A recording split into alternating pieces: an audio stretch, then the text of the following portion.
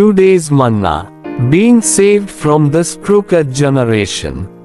Bible verses. Philippians 2:12. So then, my beloved, work out your own salvation with fear and trembling. Philippians 2:13. For it is God who operates in you both the willing and the working for His good pleasure. Philippians 2:15.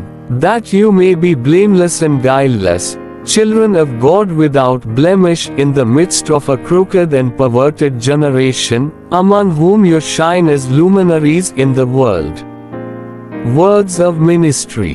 Philippians 2:12-16 says, work out your own salvation with fear and trembling.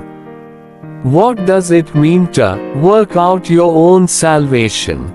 It means to hold out the word of life, to illuminate, to enlighten, to live out Christ.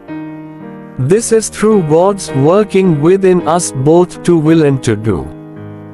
As God is working within us, so we have to work out our salvation. Although we have been saved, God is still working in us that we may work out our salvation.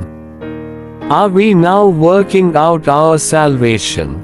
Noah built the ark that eventually saved him not only from God's judgment, but also from that crooked and perverse generation.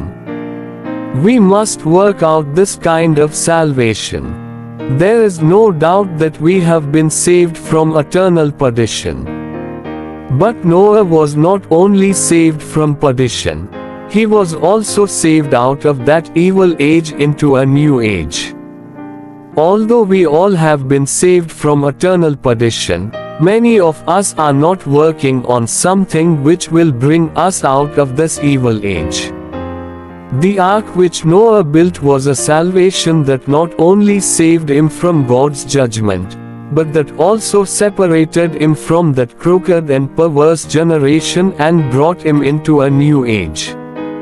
The salvation mentioned in Philippians 2 is not salvation from perdition, but from the crooked and perverse generation. Amen.